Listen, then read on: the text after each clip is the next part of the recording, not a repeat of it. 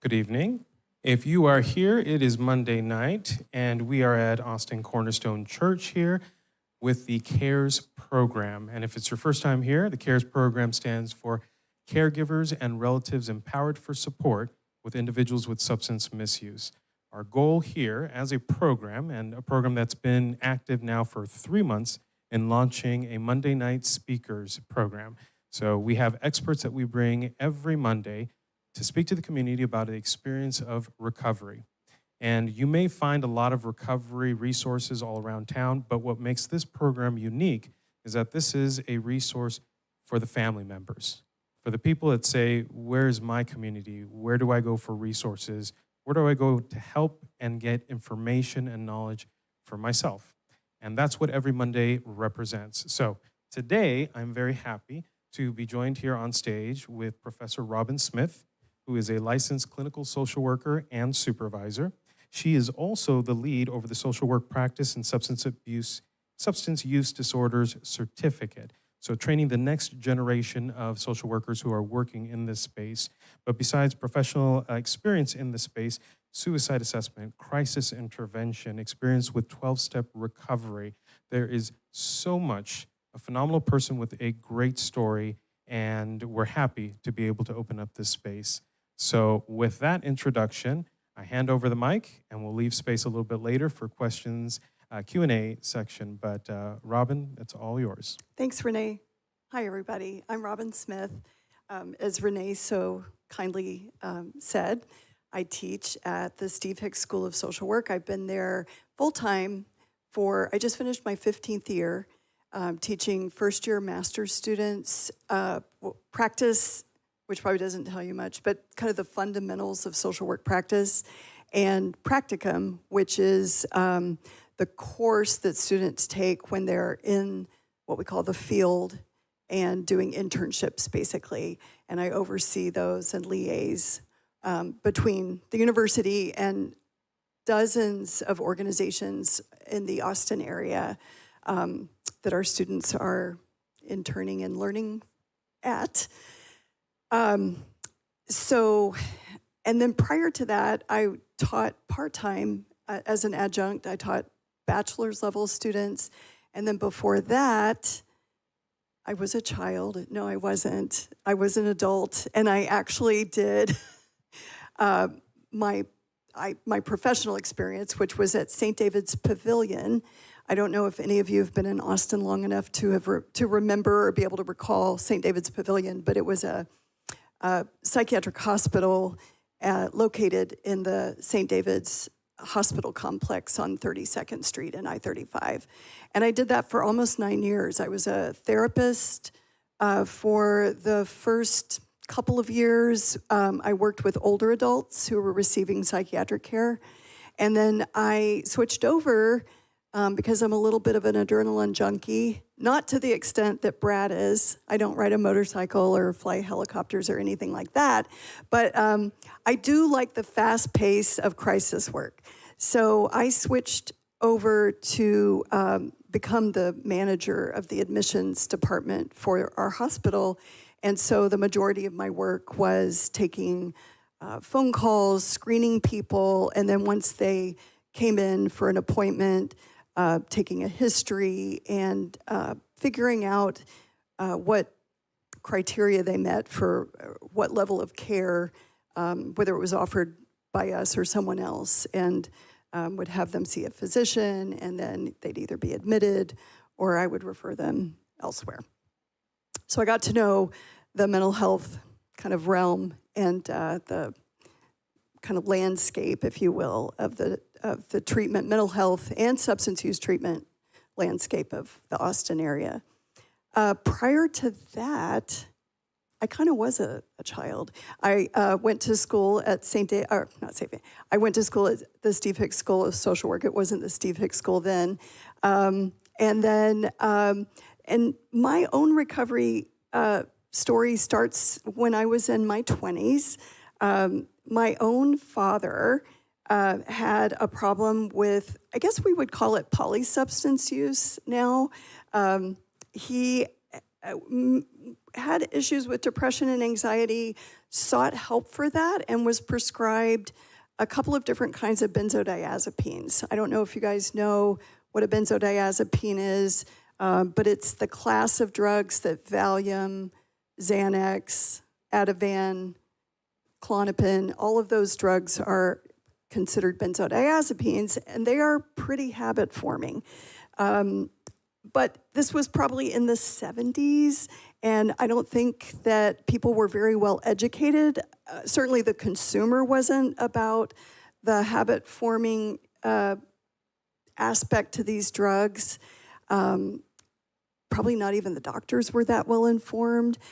So my father basically got hooked on benzos, and then also was using alcohol to, and just the whole thing was just an attempt to self-medicate, I think. And so eventually there was a crisis, and I think maybe even an intervention, although I don't remember honestly being involved in that. But my dad went to rehab, and like most rehabs, they had a family weekend. I think there were maybe 2 family weekends. That is still pretty standard for most rehabs to involve the family. Of course, you know, we have always seen the family or addiction as kind of a family disease, a family issue, a systems issue, that if you don't involve the family in some sort of education, treatment, then the likelihood of the individual going back into their home environment and maintaining their sobriety is pretty low. So my mom and I participated. My brother was living out of town at the time, so it was just me and my mom. I'm kind of a rule follower, and so when somebody tells me to do something, I do it. And so I went to Al-Anon, which is what was recommended to my mom and I. She also went, and I kind of fiddled with it for a while and didn't really go in earnest for a couple of years. And once I did, I was really committed. I was in my late 20s at the time, and this was in 1989. I've been going ever since. I still go. I go every week, couple of times a week. I have a home group over in West Austin, and I have a sponsor. I sponsor other people. So I'm pretty immersed in the 12-step culture and have been for a long time. And that's been good for me. It's been great for me. It's given me, I don't know, lots of things. It's given me a lot of probably stability, a lot of, but I think first and foremost, community. And that's the thing that that's been very invaluable to me is it's, you know, as many of you may know, some of you may attend Al-Anon or be involved or have tried it.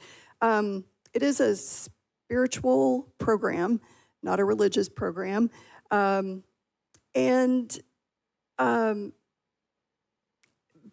it, I don't know, it's always hard to describe. But nevertheless, that's not why I'm here. It works for me. And so flash forward, and my dad got sober, just FYI. My dad got sober. He had a great sponsor here in Austin. He actually started, his first meeting was probably at Riverbend Church. They have been for many years, decades really, because this was the mid-'80s, supportive of 12-step recovery and host several different meetings throughout the week. Dad got a sponsor. He and his sponsor got to be very good friends. They continued to be troublemakers, even though they were sober. They were hilarious. And it did so much for my family that my dad was in recovery. And it probably did my family a lot of good that I was in recovery too, because like a lot of adult children, I was a little bit of a, you know, kind of a little bit of a know-it-all and a little bit of a control freak. And so it probably kept me out of trouble too with my family, or helped my family in various ways. So flash forward to 2004, and this will be kind of where I segue into the handout that I've given you guys. So I'm going to give you a little bit of content, whether you want it or not. I'm a teacher, so I got to have a topic and a content and handouts. So flash forward to 2004, I was actually thinking about getting into this sort of some kind of recovery job. I had a small child at the time. I was working part-time in an emergency room at a different St. David's hospital, still doing crisis work, hadn't started teaching yet. And I subscribed to a little publication called Recovery Today, and I forgot to bring the newspaper, but y'all are, I'm not to stereotype, but you look like the age group that might remember what a newspaper is, a print newspaper. I actually take this little publication to my students to show them this antiquity called a newspaper. And I read this really fascinating article in one of the issues called, well, I forget what it was called actually, but it was about methadone. And it was written by a counselor named Kim Comstock, who, unbeknownst to me at the time, but I actually got to know Kim a little bit later, worked, I think maybe did the majority of her work in methadone clinics. And it's interesting, not a lot of people know about methadone clinics. I even was, even after I read this article and well into my career, had never been to a methadone clinic. They tend to be kind of hidden in plain sight, right? They're in, strip malls and little kind of out of the way office buildings. People go to methadone clinics like at 6 a.m. I mean, this is kind of the typical methadone clinic. I think things may have changed a little bit. The administration of methadone has probably changed. But they had tended to be kind of hidden. No, unless you were a consumer of methadone, you wouldn't know where they are or what they do. So Kim wrote this great series of articles. It was actually a 3-part series about methadone, dispelling the myths of methadone, and really touting it, essentially, she didn't use this term, but touting it as a harm reduction approach, and trying to help people understand that methadone is not replacing a drug with another drug, which was one of the myths that a lot of people carried, but that it was actually a treatment for opioid addiction that was really quite effective. And even though it did kind of create a sort of dependency on methadone treatment, the mechanism by which methadone works in the brain is quite different. I won't try to go into the neurobiology. That's not my area of expertise. People don't get high from methadone, and it actually enables people with really serious opioid addictions to function, to hold jobs, to stay out of jail, to prevent abscesses on their arms from injecting their drug of choice, all kinds of things that most people don't really think about as being important for people trying to recover from really serious opioid addiction. And it was just eye-opening to me. I don't have any people in my family that are addicted to opioids, certainly not intravenous heroin. That was not a part of my lived experience. But anytime, and I'm kind of a lifelong learner, I'm a very curious person, and anytime my mind has kind of changed about something, I remember that. And I kept that publication for that reason. I kept that little newspaper for that reason, because it just blew my mind. And so, and then later, not too much later, before I went back to graduate school, I was very interested in public health, and that's another thing about harm reduction, which may be why this little article caught my eye, is because harm reduction is, at its essence, a public health approach. It is not an individual approach or a treatment model per se. It's really more about how do we help the public be safer in the presence or in an environment that is rich with drugs? How do we make sure that people don't die from their addictions? How do we make sure that people, get some health care or some dental care so that they can, once they do, maybe it's going to take a while, maybe it'll be tomorrow, once they decide to get clean, how can we help them prevent harm so that they have the best life possible? And that seemed very humane to me. That still seems incredibly humane to me. So the whole harm reduction thing became really strong in the 80s during the AIDS epidemic. And when I was a 20-something, kind of fishing around, trying to figure out what I was going to do, I worked at lots of different healthcare organizations in Austin, and one of them was the Austin Travis County Health Department, and it was probably 87, 88, and I was taught how to do HIV testing, to give results to people once they came back. This was when testing took a while. People would come in and then, come back a week later for their results, and they had to come in person. And we were trained to give results, and I got kind of involved in harm reduction through that training and effort with the health department. And that's kind of where harm reduction has its roots. Kind of the late 80s AIDS epidemic, one of the most, I say this, I don't know if it's well known, but one example of a harm reduction practice is clean needles or needle exchange programs, which you've probably heard of. They're not typically legal. They're not legal in Texas, but they've been around forever. They kind of run a little bit under the radar. I don't think most municipalities enforce, these people are usually healthcare professionals of one kind or another. They have a little van.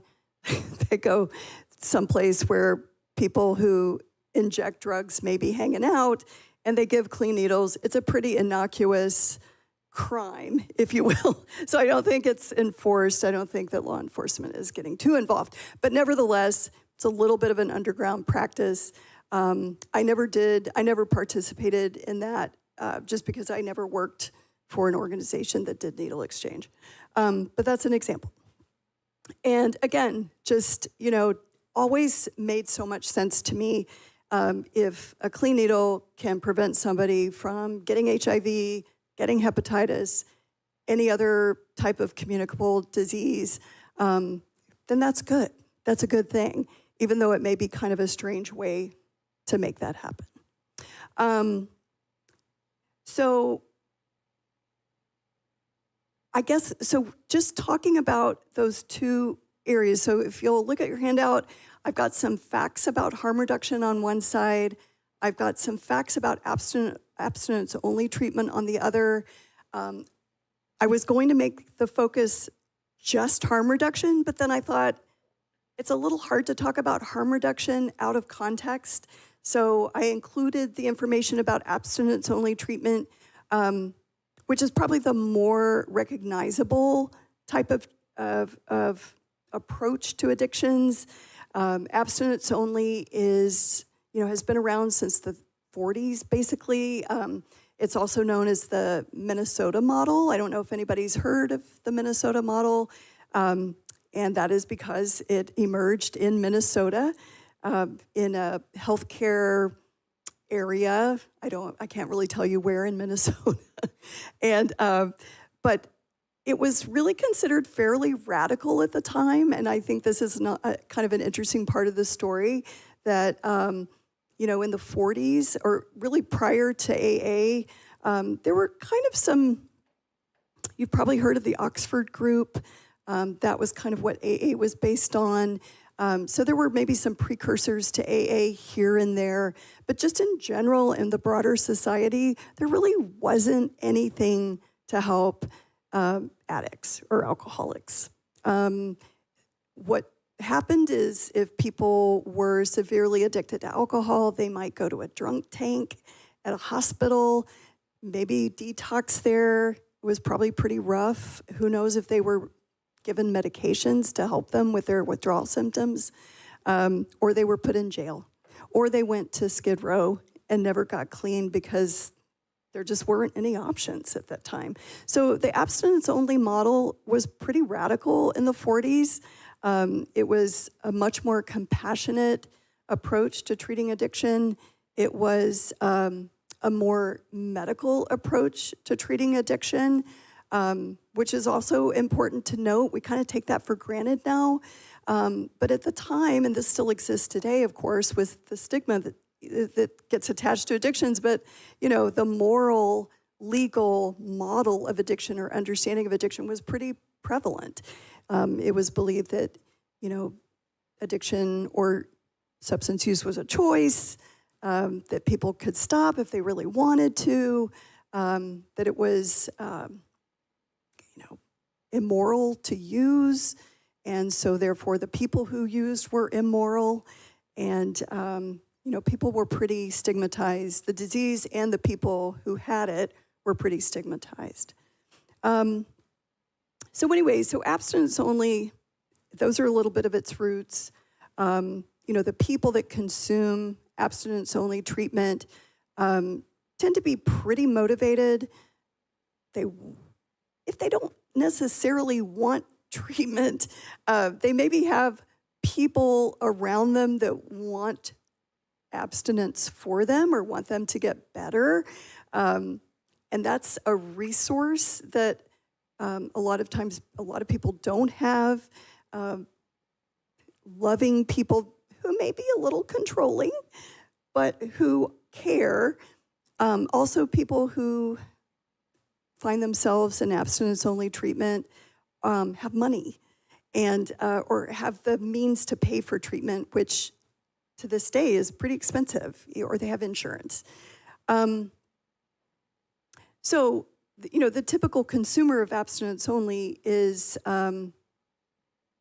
has resources and often has motivation either through external sources or internal sources, but in general has something to get sober for. The flip side of that, where I think harm reduction really helps and fills a gap, is there are a significant number of people who either don't want to get better or don't want abstinence, can't really achieve abstinence for various reasons, maybe because their addiction is very progressed. They may have a very severe addiction that's been going on for decades. Through that addiction, they may be experiencing even some neurological or organic brain changes that make it difficult for them to see that they have a problem. And then there are other folks who are just very down and out and really don't have much incentive to get clean. I mean, getting sober is a lot of work, and it's very hard, and initially for a lot of people it's very uncomfortable, as you probably all know if you've watched loved ones try to get clean. So harm reduction kind of fills that gap where it extends services and care to people who may be very down and out, and helps help them find some dignity, and with the idea that eventually those folks might find abstinence through a program or through treatment, and even if they don't, it really extends, I think, a lot of compassion and dignity to those folks who are suffering. Because like I tell my students, and this is kind of AA talk, but I find this description of addiction very helpful.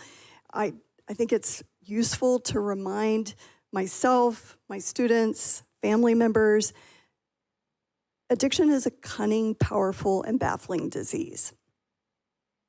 So even when we think we understand it, even when we think we have the resources and we can direct a loved one or somebody that we know to in a certain direction to get help, you never know. I mean, you just never know if somebody is going to get and stay clean or get and stay sober. So I think that getting back to my own recovery experience, I was telling somebody when I was being introduced, I am absolutely not an expert. I hate the word expert. My husband and I were my husband's also in recovery, and we were talking earlier about, he heard a speaker, and I heard this in a movie. I don't know if you guys have seen Conclave, but there's this scene in Conclave where this priest, cardinal, says the opposite of faith is not doubt. The opposite of faith is certainty. And, kind of like certainty is a problem. Certainty is a sin. And you're like, whoa, that's so counterintuitive. But I think, the more I'm in recovery, I think the less I feel like I know about a lot of things. Another little bitty piece of my story that I won't go into much because it's a little hard for me to talk about, but my husband and I also lost our only child. He was 18. It was in 2019, so it still feels like it was yesterday, but it's fairly recent for us, 6 years. And that just, we were lucky that we had a lot of community at the time. I think that's a big part of why we are still functioning and really, in fact, thriving in some ways. And I don't think we could have thrived or survived without the community without our recovery community. But that really blows things out of the water for you, to have a tragedy like that. And I think that even though my son did not die from addiction, it gave me a lot of empathy for people, for everybody, really, honestly, for all parents, especially parents who do have a child that is addicted and they have to witness, and be there to witness the long, often, not always, hopefully not, but sometimes a very long road to recovery with a lot of bumps, a lot of starts and stops, relapse, sometimes legal consequences, other consequences, and to just experience, I think, what is essentially a tragedy, or what we typically define as a tragedy. It's just very humbling. It's just super humbling. And so I am a humbled person, a kind of a humbled, broken, put back together person. One thing that sustains me, I love reading other people's stories of recovery. I'm a memoir junkie. If I have an addiction, that's one of them. Chocolate is the other. Television. And I have a few books that I want to recommend. My favorite memoirs are memoirs that incorporate some science, that are a little bit of both. And one of my favorite books, it's recently published, it's called Undoing Drugs. And the author is Maya Salovitz, who is a journalist and also a person herself in recovery. She was addicted to opioids and is old enough to have been through the harm reduction phase, kind of probably late in the AIDS crisis, and talks very openly about how a very transformative experience for her that got her on the harm reduction bandwagon, and that's kind of what she's known for, is writing about harm reduction, is that some kind person taught her how to clean her works. She was a person who injected drugs, and they taught her how to use bleach to clean her needles, her syringes, and she credits that to probably saving her life. And though she didn't get completely abstinent immediately. She did eventually, and she's now an amazing journalist that writes extensively about harm reduction and its role in kind of recovery and public health. She's also a journalist for the New York Times. Good creds. Another great book is Dopamine Nation. If you haven't read Dopamine Nation, get a copy, get it at the library, buy it on Amazon. It's written by Annie Lembke, Annelembke. She's a psychiatrist. She teaches at the Stanford Medical School, and this book came out about 3 years ago. It's a very approachable, accessible way to learn about the dopamine receptors in the brain and sort of the pain-pleasure balance that all of us struggle with. And I love that about Annie Lembke because she really brings everything down to a very personal, human, relatable level. And she talks about her own addiction to romance novels, which, you know, I didn't know there was such a thing. I don't think there's a DSM code for that. Is there, Renee, that you know of? I don't think so. Not yet. But she's really open about kind of some of her own little addictions, small a. I also love Drinking a Love Story. That was published many, many years ago, but it's beautifully written. A woman whose name escapes me at this moment, who is a fabulous writer. But I think I love these narratives because of the power of the redemption story. I don't know many people who don't love that, you know, whether it's in film, books, whatever. But just, you know, the struggle, the relatable human struggle, the come to Jesus moment, the crisis, and then, you know, the redemption and how people put their lives back together. And I think that for me, there are a couple of things. To me, those are my heroes, the people who, you know, go through something really hard and then come out the other end and put their lives back together. I think also, too, reading those stories, especially when 12-step recovery is involved, kind of reinforces my own recovery because I'm the only person, now that my father's gone, he died in January, I'm the only person in my family that I know of that's in recovery, and sometimes it feels a little lonely. And not many people know about Al-Anon. Everybody knows about AA, and if you say you're in AA, you're kind of cool. But if you say you're in Al-Anon, people go, what?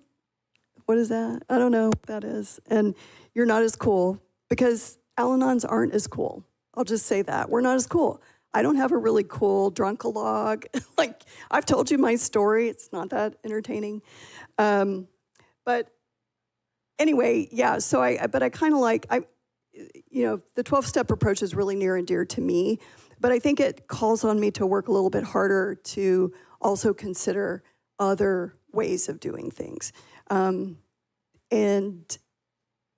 hence kind of my being enamored of harm reduction and intrigued by it and wanting to make sure that people understand it so that, yeah, there are options and you don't have to just be stuck with a one-size-fits-all recovery option, if that makes sense. And I think that's about as much as I wanted to tell you guys. I could say more, but I think it's time to make this more of an exchange than a diatribe. Well, we're definitely going to hopefully get you to say more here. So Okay. we are going to transition to the Q&A. Perfect. Yeah, let's do that. One of the things that I just really connected with is the humility in which you presented your life story. You know, I'm watching you. We're all watching you, and you know, you are smiling, you are beaming, and you are sharing such difficult, raw moments that have happened in life. And yet you've come out of the other end in many ways, like the memoirs that you're reading. I think all of us are waiting for your memoir because you have a really good story, and we're really privileged to have heard it here today. Oh, thanks, Renee. That's sweet. You talked about the 80s and that moment in time where we're talking about the AIDS epidemic and people really just grasping anyway to try to solve or at least lessen the pain that was happening during that era. And from that, there is this program. It's outside of the box. It's figuring out how do we provide clean needles here. And in many ways, I think programs that are trying to be innovative, that are trying to think outside of the box, are really trying to think of something that hasn't been done because what you're doing isn't working. We're not reaching enough people. Right. So when we look at a program like the CARES program, where we're focused on caregivers, when we're focused on relatives, when we talk about programs that have family weekends or family days, but not a family treatment center, what's, in your experience, given all that's happened over the last couple of decades, what's still missing out there for the family member out there that's needs help or support just for themselves? What's missing? That's a good question. Do you mean what's missing to help the family member, to help the family? Gosh, I don't know. I mean, I guess it may sound kind of glib, but I wish there was a treatment center of some sort on every corner. You know, I wish there was just more availability. I mean, treatment centers aren't perfect, and they're not, you go in, you're fixed, and then you leave. It's a lot of work, but they do provide people with a lot of education. I think a majority of what people get in treatment is education and a sort of different understanding of addiction. And I don't think that information is getting out enough. I was also just reading that, so one of my other favorite resources is SAMHSA, SAMHSA, substance abuse. I am the worst at remembering, especially when I'm in front of people, what an acronym means. So it's the federal department that is all about addiction and not only researching, accumulating knowledge, researching, gathering knowledge, but disseminating knowledge. And it's been cut dramatically. $1 billion cut from their budget in an attempt to cut back on federal spending. And it's going to be, kind of subsumed under a new department, no longer Health and Human Services. And that really worries me because even though, most average people don't know what SAMHSA is, they are pretty instrumental in prevention messages, resources for families, and it's really unclear if it'll continue to exist. But, there's just no central place to go that I know of, especially as long as treatment is part of a kind of a commercialized industry where you have to pay something to get the services. It's not going to be broadly available to a lot of people. And you're actually speaking to something that really hones in on the heart of what this program is being developed for. It's for the community. It's meant to be something that's supporting the community. The three key words that we talk about here is community, education, and support. Yeah. To the community aspect, it's making sure that there is a space where people can gather. Yeah. Monday Nights represents that because we bring experts like yourself. And I know you said you're not an expert, but Yeah. I'm going to have to disagree with you on that Okay. one because you've given us a lot here. Okay. But the community to gather and then have education information. The harm reduction model, the idea that we don't always get it right just by eliminating it all at once. Right. So can we take steps towards that? And we had a speaker actually a couple weeks ago that was talking about alcohol addiction and recovery and how dangerous it can be for someone to just quit immediately. And I don't know if it's right to use that as a No, that's a great example. example. That's a great example of harm reduction. Yeah, I would, a lot of times in my job at the hospital, people would call and they would, for whatever reason, wouldn't be able to get it to the hospital right away, had to go through their insurance, had to make some arrangements before they could detox safely. And, we would tell them, keep drinking. don't stop. You could die. I mean, alcohol withdrawal is by far the most dangerous withdrawal, much more so than opioids or other substances. It's very dangerous. So yeah, it's a great example. Yeah, keep drinking. I mean, not, And seeking the help. until you can get the help you need and it can be medically supervised. And I think that's the key there, is that there's a lot of people out there that say, I don't know. So, Yeah. I saw this person kick this addiction, but when it comes to this person quitting alcohol, you just got to lock yourself up and that's it. Just as they say in recovery circles, Yeah. white knuckle it, Yeah. and really hold on to it. Right. And yet there's so much about building a community where there's information that's being Yeah. shared that, and in many ways, I don't know if you see this, but a future where the knowledge and the information that's shared is within community centers all around. Right. And I guess that made me think a lot about the changes over the last couple of decades. You talked about policy, you talked about, where help can be found. For family members, especially those when you talked about being the adult child of someone in recovery. Yeah. And you use the phrase, the know-it-all or control. And I come back to that Yeah. because I've heard people say that about Yeah. themselves, and I've heard Yeah. them also say that when you grow up in a very unstable life, an unstable place, that you control what you can, Right. and that just becomes a survival Yeah. mechanism. So what happens to that child that then grows up, that then has a family member, whether it's a spouse or a child, and the survival mechanism is, I need to control this. I need to make sure they do this, Yeah. and they do that. Right. And they mean well, Right. but are they doing well, or what could they be doing better? What Yeah. would you recommend? Well, I mean, I think Al-Anon's good for that. I mean, recovery, I think that's, the great thing about Al-Anon is it emphasizes the family members' responsibility to themselves, to start focusing on themselves, to not necessarily, completely detach with a hatchet from the person with the addiction, but to focus on your own self-care. And in that way, it is kind of a paradox, because the inclination of most people, and this goes for serious mental health issues too.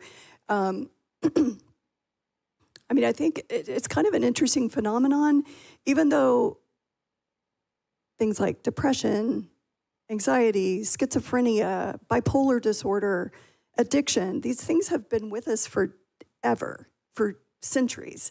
But for almost every family dealing with a sick family member, it's kind of like the first time. It's like a new experience.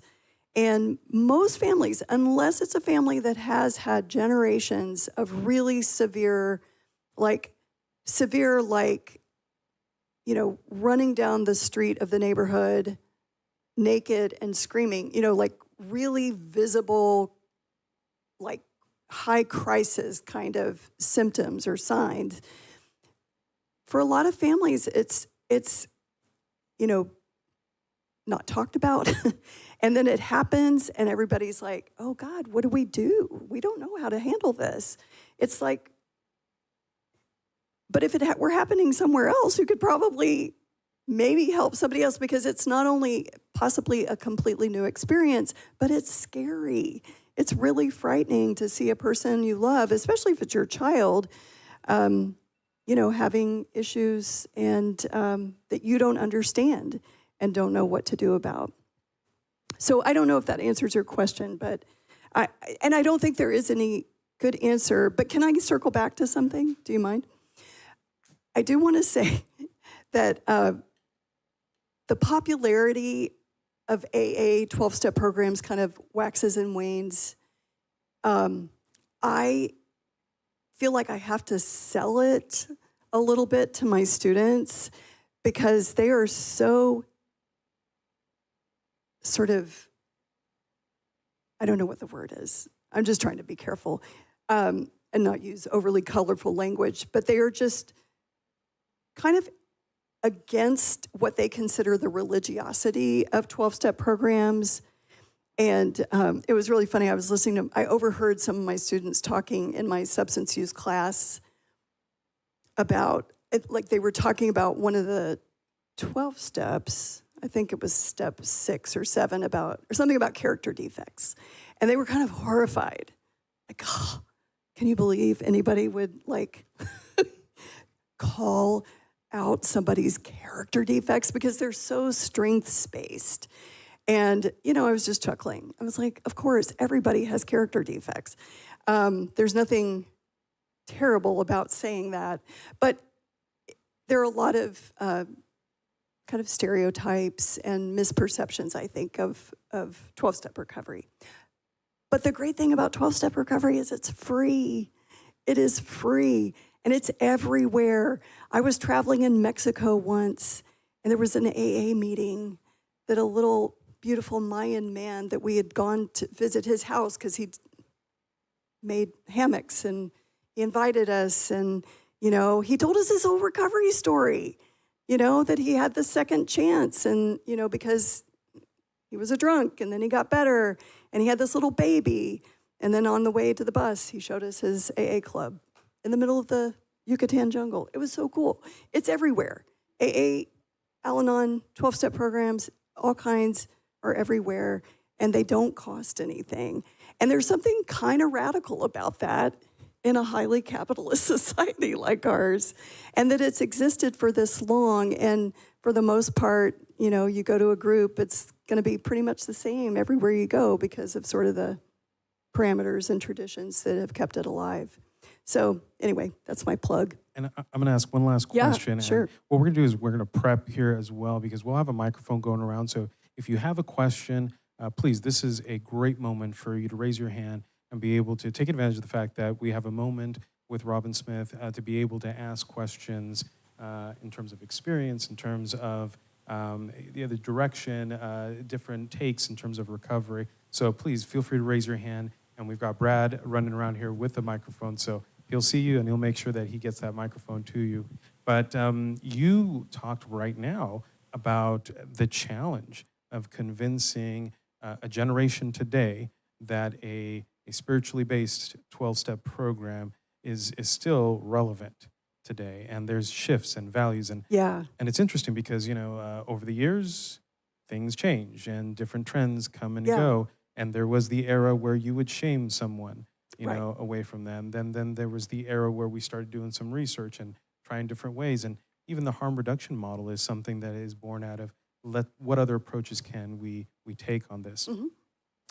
And you hit that key piece about accessibility, being able to have a way where a community can be built, where people can come in, where you reduce the barriers, which some of it can be financial barriers, in order for someone to be a part of a community. Mm-hmm. So with a program like this being built out where we want to connect with the family members, the caregivers, provide them education, resources, knowledge, and then send them with support, which, by the way, you did really well by providing us some book recommendations, Undoing Drugs, Dopamine Nation, and Drinking a Love Story, which we'll post links on that, as well as copies of this amazing handout that you provided. So we'll make sure that we have that all placed there online. That's great. But to the extent that you look at support, that last piece of what we're trying to do here, and if you could envision us building a list of top resources, and Al-Anon is one of them, but what other resources, aside from these books, would you recommend to maybe the parent that says, I need to know more about this experience and what I'm doing with my kiddo? Okay, there are two that I'm going to recommend. Well, one is SAMHSA. Like, as of yesterday, the website was still up. So, however, to whatever degree they've been defunded, and I think they've lost something like 900 employees, but their website's still up. And there's a lot of good information there. So that's one good source for evidence-based, sound information for any number of things, whether it's you're the family member, you're the person suffering from addiction, a professional. That's kind of my all-purpose go-to website. The other thing, though, I really want to speak to the importance of medical professionals. I was lucky enough to work with this really awesome addictionologist back in the 90s, Dr. David Jones. He was an amazing man. He was just so kind. But that really shaped how I see the treatment and recovery of addictions, because a lot of people that maybe who are a little bit older, there's this kind of old school mentality that if people take certain kinds of medications, it's cheating. If they take methadone, for instance, that if you're taking methadone, you're not really abstinent, so therefore you're not really in recovery. And that applies to other kinds of medications that people can take. I think that attitudes, I'm not in the AA rooms, so I don't know for sure, but I think attitudes have shifted, and especially if you're a younger person going to meetings with younger people, attitudes have just changed. Like there used to be a real also kind of judgment about antidepressants or any other kinds of psychoactive meds for mental health conditions. I think that's changed, but I think people still don't realize how useful medications can be for people who, for instance, are trying to get off alcohol. So buprenorphine is a pretty standard drug. It's mostly used, or you'll hear it mostly mentioned in discussions about people coming off of opioids, but it's also really useful to help people with cravings and withdrawal from alcohol. So, yeah. So talk to your physician. I think that, sadly, a lot of physicians are not going to be very well informed, but there are some it used to be called addictionologists. I'm not sure if doctors are still called that. That sounds kind of 90s, doesn't it? Addictionologist. Well, I'll say, I think you make a really good point here in terms of reaching out to a professional. And I hear the voice in my head that says, don't forget to mention this too, because, with the background in terms of crisis that you talk about, suicide prevention and how so much of this fits together. A resource we often hear about is 988. Oh, yeah.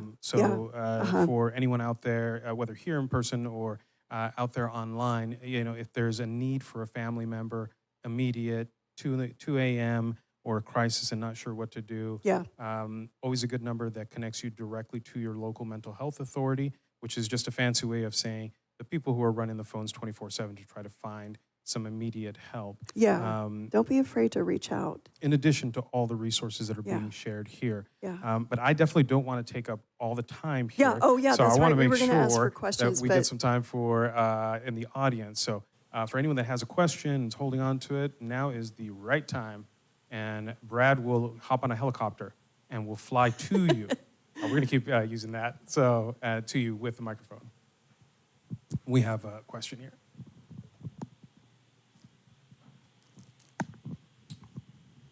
So, hey, thanks for your comments, and your family story is intriguing. What would you say to families that have kids? And I'm not asking about your specific story because I can tell it's just terribly painful, as you'd expect. But it seems like you talked about situations being really scary when you have a loved one or a family member or a kid. And it seems like a lot of families go through a period of denial initially. Yeah.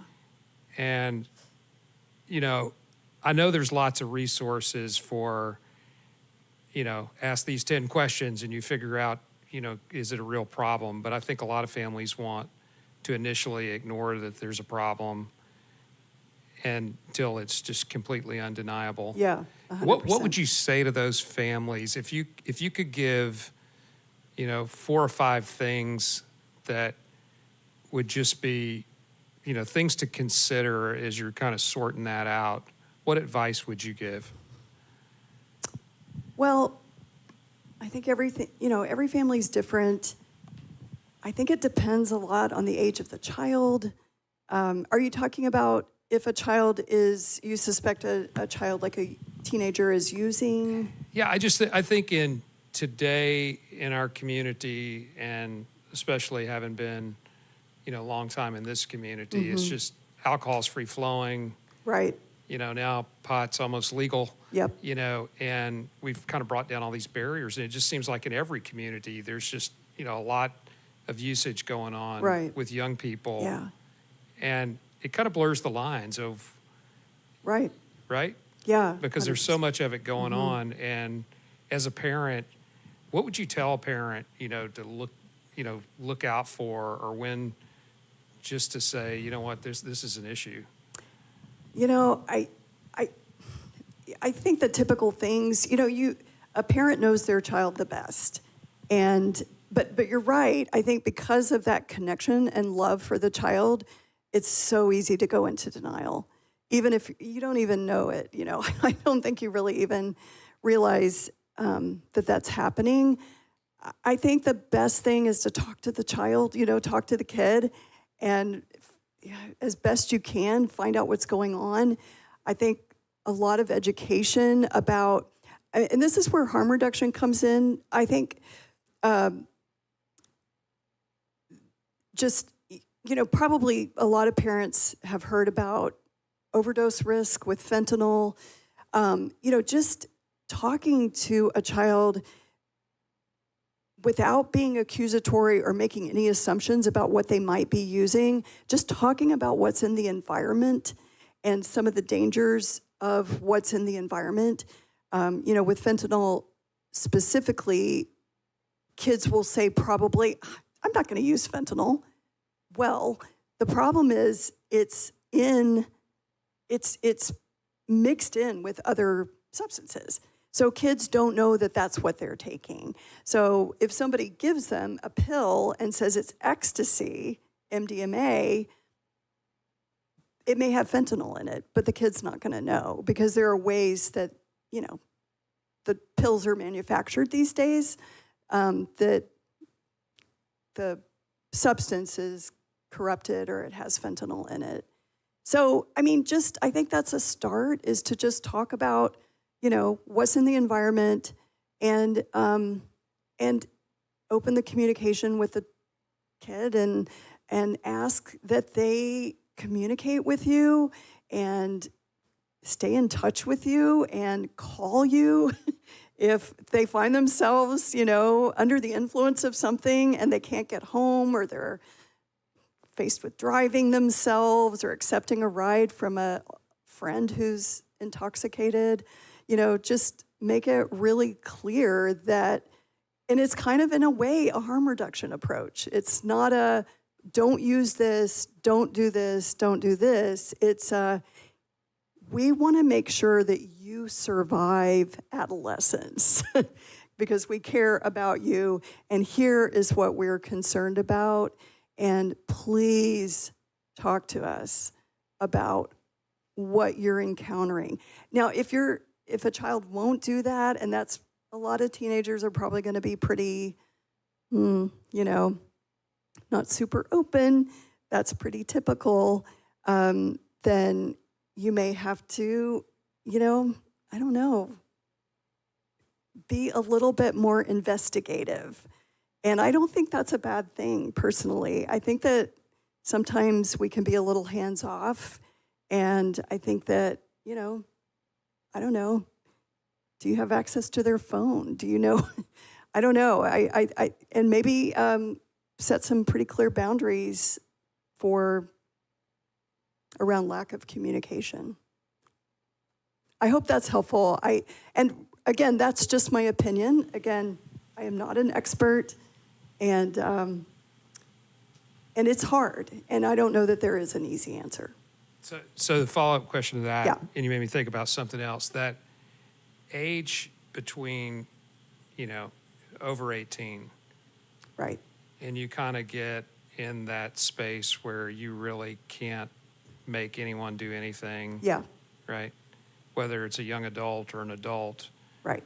who's in crisis, or a kid who's just kind of crossed that. Yeah. What's the thinking now as far as strategies in that situation? Because that seems to be the place where everyone It's gets, a tough place. people Yeah. get lost. Yeah. That young adult kind of transitional age. You can't make them go, Right. Right, you can't. And when you say you can't make them go, do you mean like to treatment or You to can't therapy? you can't make them stay, Yeah, right? yeah. They can walk out. They can walk out. Yeah, but you know what you can do, though, is establish some pretty good boundaries about what's acceptable behavior in your home. And I know that's hard. I mean, it's way easier said than done. But, just in terms of, using coming home high, I mean, I think there are ways that loving parents enable their young adult kids by trying to be accommodating, loving, not too pushy. And I think there's kind of a fine line, between trying to be a supportive parent and then kind of being an enabler. And again, I don't know exactly where that line is. I think every family has to figure that out for themselves. But Al-Anon and other programs like that are good about encouraging boundary setting and not capitulating or enabling in a way that will kind of perpetuate the problem. Therapy. Al-Anon doesn't have the magic bullet, but any kind of objective third party that can kind of talk to you about the system's reality around addiction, I think is a good resource. The microphone is going to travel to our last question for tonight. Sure. But while the microphone's heading out there, I just want to point out, you said it perfectly when you said systems, because it made me think about what you were talking about earlier about how this can be a family disease. Right. And the idea that each family member Yeah. has their own journey Yeah. to go through, whether that's through therapy, through treatment, but somehow changing the entire family by each individual, whether it's parent, child, that the focus is on each individual building themselves. And you did such a good job. I just wanted to come back to that you said that earlier. Okay. And, Yeah. and what a great advice for us to continue to do that self-care and build that community. Yeah, So, exactly. We have one last question for the night. Okay. Yes, Mike. Yes, hi. So much has been discussed, and I really love this conversation around harm reduction and also the nuance, right, that exists in substance use disorders. So kind of with that in mind and some of the previous questions, I was thinking about and hoping y'all could touch a little bit more on, and either or, what harm reduction does in terms of when it is applied on a systemic level and a societal kind of shift that might happen with that, specifically thinking about legalization of drugs, including, some what we would consider recreational here in the United States, and how that might change in terms of what's normalized, what's stigmatized, Yeah. what resources for treatment do people have, and what does access look like? Yeah. But kind of in that same sense, talking about fentanyl and knowing how huge of an issue that is here, you talked about the needle distribution, which is a beautiful, really important thing, I think, to share. But I'm also curious a little bit more about the testing strips and how that plays into harm reduction, considering that's like a legal option, right? And then maybe more pointed to Renee, how does invitation to change play and look like in reference to some of these differences, right, on a systemic kind of societal level? And did you say invitation to change, Julie? Yes, Okay. yeah, that's a curriculum that we've been kind of talking about. It's I think, a different way of, very similar to AA, like a peer to peer. You are not being therapized through the process, Right. but rather connecting with people, right? But Renee would probably have a really good info. And I can jump in Yeah. real quick here. So, invitation to change is the model that is the next stage of what we're doing here in the CARE okay. program. Okay, good. So Oh, cool. what we're looking at is building small Yeah. groups where families can be provided that education Okay, on yeah. all different tools. You mentioned one size doesn't fit all, and ironically, that is a phrase in the curriculum. Oh, really? Yeah. Where what we try to do is challenge this stigma and shame around you should have known. To here are all the tools that we can use to change the way that we communicate with our family members, to then change the outcome, change the behavior. So that's understanding why the behavior happens. That's understanding all the different approaches in terms of communication. And that's also practicing in a small group. And on a systemic level, I mean, this approach has been called the science of kindness, Oh, nice. Uh-huh. because it's completely different from a lot of approaches that, and I've been a clinician for 20 years, and Robin, you've been in the field for a Yeah. long time. We've seen a lot of different therapy modalities, different approaches. I'll just say from my own opinion, I haven't seen anything like this that really reaches out to family members and says, you're not a terrible parent. Mm. It's not that you did something wrong. And here are some tools Mhm. that can help empower you to be someone who can go, I understand what's happening right now in this moment, Yeah. and why I'm being pulled in this way and how I can function differently. And when we say systemic, we mean like on a broader level. So Mhm. during the 80s, there was the AIDS crisis, and people wanted to think big approach. What do we do to help as many people as possible? And I think with the approach, and this, particularly this program, what we're trying to do is trying to go within the community. Mhm. It's trying to take an approach where, whether it's in a church or in another community center, that we can build off of people saying, we're helping each other out. Yeah. We're building a community, we're networking, we're sharing resources, we're learning together, and then eventually becoming the leaders within that organization. Mhm. And that, Yeah. I think, is where it's more powerful. I mean, we're very privileged as two professors at a university who are going out and doing as much as we can. And I think the dream is that you don't see the professor up here, Mhm. that you see the people that say, my life experience is my degree. Right. And we have people in the community who are wanting and are eager to do that work. And so Invitation to Change, I think, speaks to that. Mhm. And again, bold vision, and I'm going to borrow your words, just my Okay. opinion here. Okay. Bold vision here. But, in a world where we are looking at changes, federal cuts, difficult decisions being made at high levels, you're still looking at, according to the paper here that I'm reading, over 178,000 Americans per year killed by alcoholism. Mhm. So how do you reach them when the person is dying within a church setting or within a community center or within a university? How do you reach them? And part of the answer that this program is trying to propose is by building that community, providing the education, and engaging with that support. So that is probably more of a response than you were asking for, but you asked a social worker. That's the social part. So sorry, I hope that answered it. That is beautiful. And I know we have a little bit of time left, but I would love if, Robin, you could answer a little bit about that, like the other end, the harm reduction and what that looks like, having, legalization and the different aspects of ways that things can be Yeah. affected, such as the testing strips. So testing strips, I don't know a whole lot about. I mean, I know that testing strips can be obtained. I don't know, though, the degree to which people use them. And I think that's an important distinction. They're out there, they're available. Do people use them? I don't know, especially young people. I have no idea. But that's a great example of a harm reduction strategy. And it's good that it's available. Also, Narcan is the brand name of naloxone. Is that right? Okay. Yeah, Yes. thank you.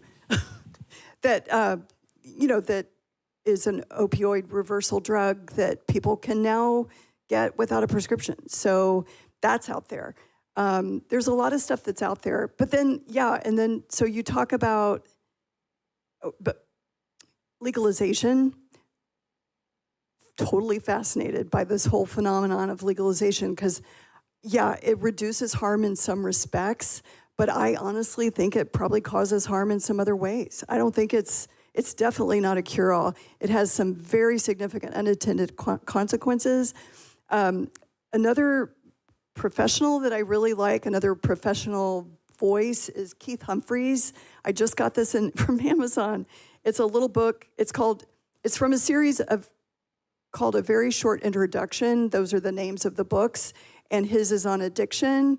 You might be interested in this. I think it costs all of $8, and it will fit into a bag very easily, so I brought it with me. Keith Humphreys is a policy guy, drug policy guy that has an appointment at the Stanford Medical School, and he's amazing. And so if you want to listen to a really great podcast, listen to his interview by Ezra Klein. It's a New York Times podcast, and it's called something like "It's a Very Strange Time" in the experience of the drug experience, or something like that. And anyway, Ezra Klein, Keith Humphreys, listen to it. He talks about legalization and some of the challenges at the societal level that,